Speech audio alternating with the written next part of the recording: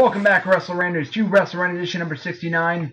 Yes, seriously, WrestleRant edition number 69. You can stop laughing now. And I am your host, Bleacher, Portrait, Columnist, Level 2, Graham, GSM Matthews here today to break down Monday Night Raw for September 3rd, 2012.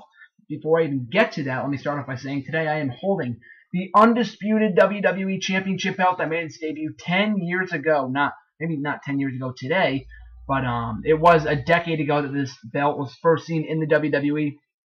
Sadly, no longer in the WWE due to John Cena's spinner belt. Hopefully we get rid of that soon. But nonetheless, this will be the final championship belt that I will be wearing here on WrestleRant. Since I started wearing belts a measly 4 months ago here on WrestleRant, I've gone through every single belt that I've owned on this show. So if I do start to wear belts again here on WrestleRant, it will be one that I've already worn in recent months here on WrestleRant. So this is the last new one that I own that I'm going to show off to you for the rest of WrestleRant edition number 69. And yes, again, you can stop laughing at the fact that that's edition of 69 of WrestleRant here tonight. So nonetheless, we're going to break down Monday Night Raw September 3rd. As I said before, a fantastic show for Labor Day. Hope you guys enjoyed your holiday. I know I sure as hell did. To kick off the show, we had WWE Champion CM Punk and World Heavyweight Champion Sheamus in an awesome exchange. Sadly, I was not able to see this live. I came home from a family picnic about half an hour into the show. However, I did come back from school today, and I watched it when I came back from school today. So I was able to watch the segment. It was a great segment, to say the least. Punk was amazing this entire episode. Sheamus is not always as great on the mic as he usually is. I'm not usually into his promos. That was not the case here. He did well with Punk. I would love to see this transform into a real feud down the line, regardless of whether it's over the World Championships or not. An undisputed championship. Look at that tie-in right there between the two over the WWE and World Heavyweight Championships, respectively. But nonetheless, a great way to kick off the show and to promote the match between CM Punk and Sheamus, as well as Del Rio versus Cena later in the night. Coming up next, we had Dolph Ziggler versus Randy Orton. A great match. These two never cease to have a bad match, and this is no exception here. Both have excellent chemistry with one another, and the best booking so far tonight, Dolph Ziggler defeats Randy Orton. Sure, it wasn't, via clean. It was with heel tactics. However, it was a strong win for Ziggler nonetheless. I was pretty pissed after he lost to Orton last week on SmackDown, so I was glad he got back into victory by defeating the Viper here tonight on Raw. So a big win for Ziggler. Hopefully he keeps up going to SmackDown. The SmackDown tapings are tonight. Hopefully they have either the blow-off match or they have Dolph Ziggler attack Orton, and they save this feud for when Orton gets back from filming the Marines. Not the Marine. He got kicked off that movie, actually. 12 Rounds 2. So hopefully by the time he gets back, they resume the feud, or they just move on with Ziggler and Orton over the World Championship, quite possibly, if Ziggler cashes in by then. But nonetheless, an awesome opening match here on Monday Night Raw. Rey Mysterio and Sin Cara, the first ever teaming between the two on Monday Night Raw. Yes, I know they teamed at Raw 1000, but this is the first time they've teamed together only by themselves on Raw. I know they teamed together by themselves in a 2-on-2 tag team match on SmackDown a few weeks ago. First time on Raw here tonight against the tandem of Cody Rhodes and Tensai. Good match. Nothing all that exciting, but it was a good match to say the least. Mysterio and Cara have excellent chemistry. I would love to see a tag team between these two luchadors. Sin Cara obviously isn't the best in the ring as far as WWE style goes, so it was great to see him mesh with Rey Mysterio very, very nicely. I would love to see these guys vie for the WWE Tag Team Championships. It was also able to further the feud between Rhodes and Sin Cara. I've been liking that feud as of late, but Cody Rhodes hasn't been getting as much momentum as I would like him to. He shouldn't have taken the pin here, given that Tensai was in the match. I would rather see Damien Sandow in this match rather than Tensai. But if Tensai was going to be in this match and not get pinned, they might as well just throw in Damien Sandow, who wasn't even on the show. I believe he was on WWE Superstars this week, but not on Raw, nonetheless, due to Brodus Clay getting suspended, or is one of his dancers getting suspended. But nonetheless, I digress. Good tag team match between these four guys. Sheamus versus CM Punk went to a no contest after CM Punk made his entrance. And may I remind you, we were in Chicago here tonight on Raw, so it was a very hot crowd. Very obviously for Punk, since the first time that he's been here on Raw since December, I believe. They were here for Extreme Rules, with those on pay-per-view, other than Money in the Bank last year, and Night of Champions in 2010, and Judgment Day 2009. So WWE tends to go to Chicago a lot. It's a hot crowd. They pop big for Punk. Punk didn't ignore them. He didn't bash the Chicago crowd like he did in Night of Champions 2010 during his entrance. He embraced the cheers. However, he walked off and he was able to get some effective boos from the Chicago crowd. Obviously, they were still cheering him. They loved their guy. They loved the Second City Saint. But there were still a handful of boos for the straight edge savior nonetheless. So it was a great way to get some Punk some heat. Obviously, it's a heel now, so we kind of needed to do that. And it saves Punk versus Sheamus for a later date. Excellent booking there. So we move on to Sheamus versus Jack Swagger. Brief match, only lasts about 2-3 minutes. We've seen it numerous times before, so there's really nothing new here other than the fact that Sheamus pulled out a new finisher, a new submission maneuver named the Texas Cloverleaf, a very cool submission maneuver. I would love to see him use that more often going forward.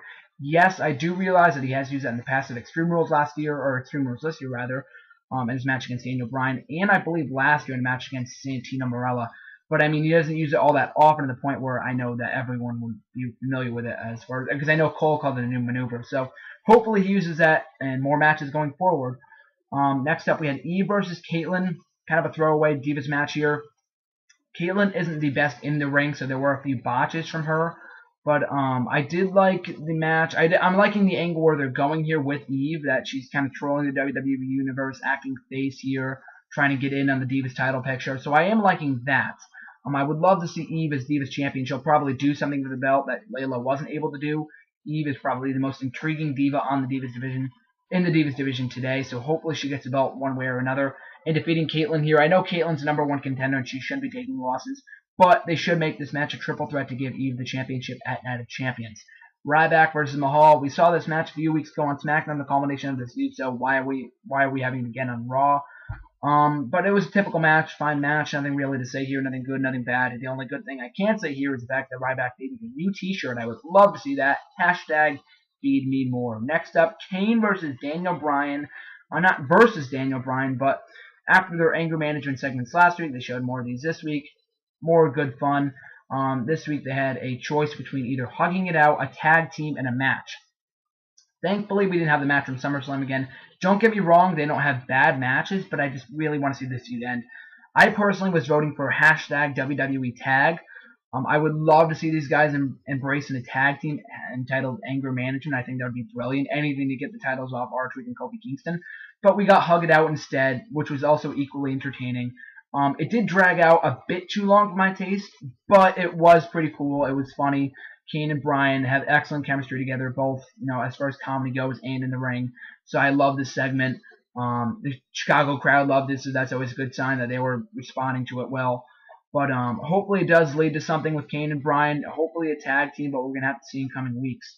Antonio Cesaro versus Santino for the United States Championship. Cesaro successfully retains the Star Spangled Prize here. Kind of a throwaway match. We've seen it numerous times before. Nothing really to say here other than the fact that I fucking hate Santino Marella. Thankfully he lost here, and as I said last night on Raw, I'm so fucking tired of seeing these motherfucking Cobras on this motherfucking show. Hashtag Samuel L. Jackson. So moving on, Zack Ryder versus Heath Slater. Kind of a feud that's developed in recent days over social networking, presumably Twitter. But nonetheless, it was about 2-minute matchup. Zack Ryder picks up the victory. It was nice to see Zack Ryder pick up the victory here, but this match was pretty meaningless other than their social networking feud that hardly anyone cares about. But it was good to see Zack Ryder on Raw and a good victory for the Long Island IC nonetheless. But it was quickly interrupted and overshadowed by the fact that Vicky came out again after she buried the Divas last week. She's going to bury Zack Ryder here on Raw to call out Raw General Manager AJ. Now, the Kane and Daniel Bryan thing I can deal with, that being dragged out. However, I think this might have even been longer than that segment. This felt like a hell of a lot longer. I am not liking the feud between AJ and Vicky. I do like AJ, but my liking for her has decreased since she became Raw GM. She isn't as entertaining anymore. Given the fact that she was throwing a fit after Vicky Guerrero slapped her and walked off, it's possible that she could turn heel. Maybe not while GM. Maybe she'll get fired first. But I think that she'll do really, really well as a heel. Whereas in the stale baby face role, she's not really doing anything for me. I don't really want to see this lead to anything, especially not a match. Vicky Guerrero's not an in-ring competitor. I don't want to see her as Raw GM either. So, I mean, only time will tell us where this is going to. But, I mean, I felt this kind of meaningless. It kind of dragged out a bit too long. And it was just terrible to say the least. But anyway, next up, main event time. John Cena versus Alberto Del Rio for the first time since Vengeance last year. This is a Falls Count Anywhere match. A very physical, a very strong Raw main event match between these two excellent wrestlers. Maybe not so Cena. But anyway, actually I take that back. But anyways, a strong main event between Cena and Del Rio. They really, really tried to make this as memorable as possible. Incorporated a lot of cool spots, as I said before. Very, very physical. A really, really fun, entertaining main event between these two guys. Del Rio shockingly picked up the victory after CM Punk returns to the arena, knocks out Cena cold with a kick to the head. Del Rio picks up the victory in the scraps. So it was good to see Del Rio pick up the victory here. I know he's been made to look weak against Cena in the past, so I'm really, really glad that he was able to defeat Cena here. As far as the ending segment goes, Punk attacks Cena, obviously, and then Del Rio picked up the victory. Punk says that he claims that he's the best in the world against Cena, drives off in his car, but then the internet exploded when the car window was rolled down and Paul Heyman was revealed as the driver. One question I have for you, was Paul Heyman the driver of the Nexus limo that attacked Bret Hart in June 2010? If you have no idea what I'm talking about, I have no hatred towards you whatsoever. I don't blame you. But go look it up. It was 6 days before Fatal 4-Way. Nonetheless, jokes aside, this is an epic ending to Monday Night Raw. We've been calling for this for months now. Punk and Heyman would be a dream team and a hashtag pipe bomb. It's finally happening. Of course, Punk doesn't need a manager. He's one of the best talkers in WWE today.